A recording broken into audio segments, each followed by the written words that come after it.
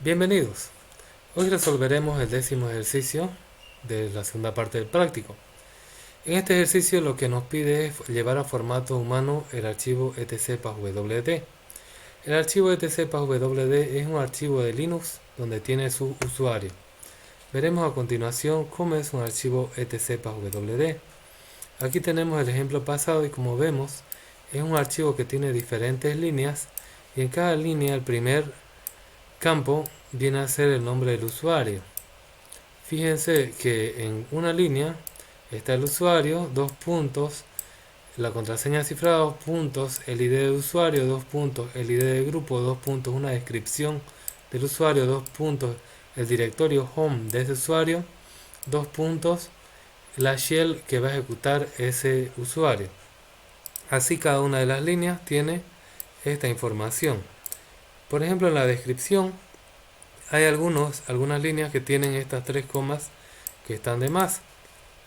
Cada uno de estos, si nosotros lo procesamos en Python, vendría a ser posición 0 de la línea, posición 1, 2, 3, 4, 5 y 6. Bien, entonces lo que nos pide el ejercicio nos pide llevar a formato humano con la siguiente estructura. Nos dice que debería, en vez de salir una línea así, que tal vez nuestro operador de sistema no lo entiende, debería salir usuario igual al login, descripción igual a la descripción, directorio home igual al directorio home y la shell que va a ejecutar el usuario. Bien, entonces eso lo vamos a ejecutar con el lenguaje de programación Python. Acá tenemos la solución al ejercicio y vamos a explicar. Este archivo por defecto se llama etc.pswd, se encuentra en la carpeta etc en cualquier Linux. En mi caso, yo lo tengo en esta dirección, en user, documento, docencia, material formativo, programación 2 y pswd. Le he puesto una extensión, la extensión txt, porque los archivos de texto son con txt en el ambiente Windows y este PyChart está ejecutándose en Windows. Para poder abrir un archivo se utiliza la función open y la ruta donde se encuentra ese archivo y el tipo. R viene a ser escritura, W podemos utilizar para lo que es escritura. Podemos utilizar append también un más para adicionar lo que ya existe. En este caso solo lectura, solo queremos obtener los datos. Y eso va a estar guardado en el apuntador o el puntero que se llama archivo. Ahí va a estar los datos de todo nuestro archivo etc.pswd que lo hemos visto. Cada uno de esos datos ya transformados yo lo voy a guardar en una lista. En este caso está vacío la lista, por eso están los corchetes así abiertos y cerrados, que se llama líneas. Voy a sacar la posición 0 para el usuario, la posición 4 para la descripción, la posición 5 para el directorio home y la posición 6 para el bash. Entonces lo que yo voy a hacer es un for línea en archivo. ¿Qué es lo que hace esto? Archivo ya tiene toda la información del archivo etc.pswd, es decir, tiene toda esta información.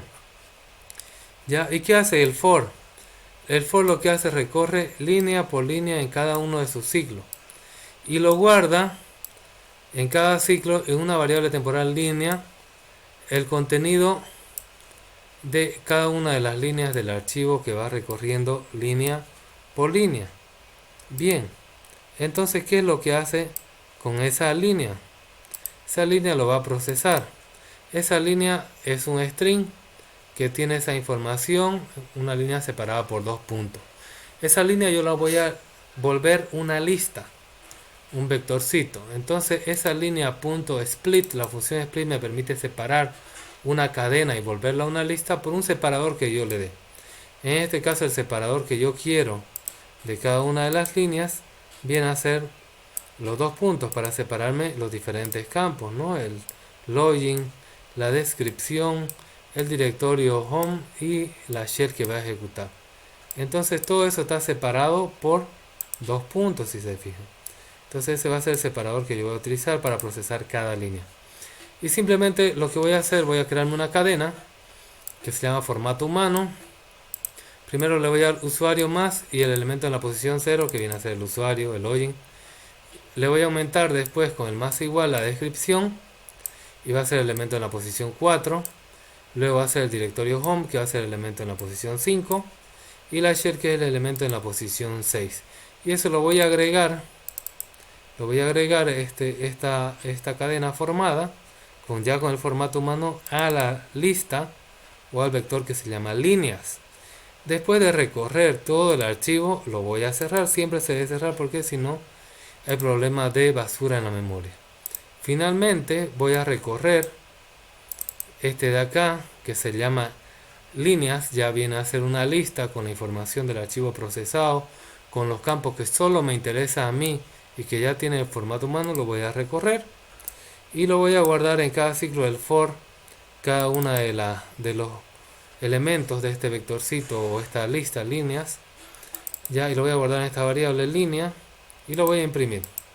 Acá ya no viene a ser este mismo valor cuando recorre el archivo, sino que ya tiene valores de la lista que yo he creado procesándolo en formato humano. Bien, vamos a ejecutar el programa.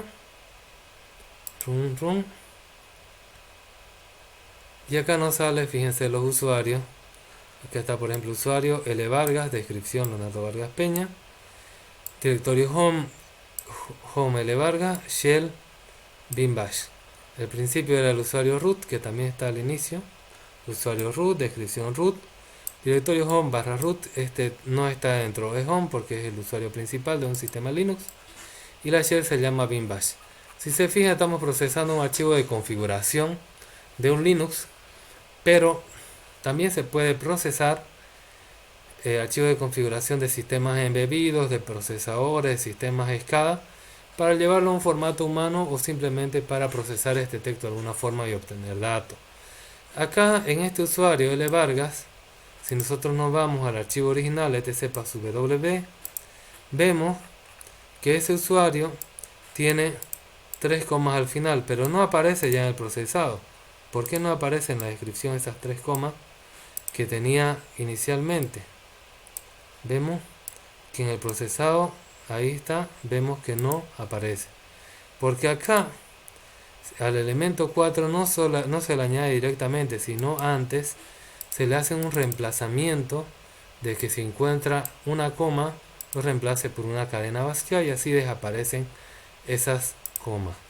Bien, bueno, eso sería todo de cómo resolver este ejercicio. Muchas gracias por su atención. Nos vemos en un próximo video.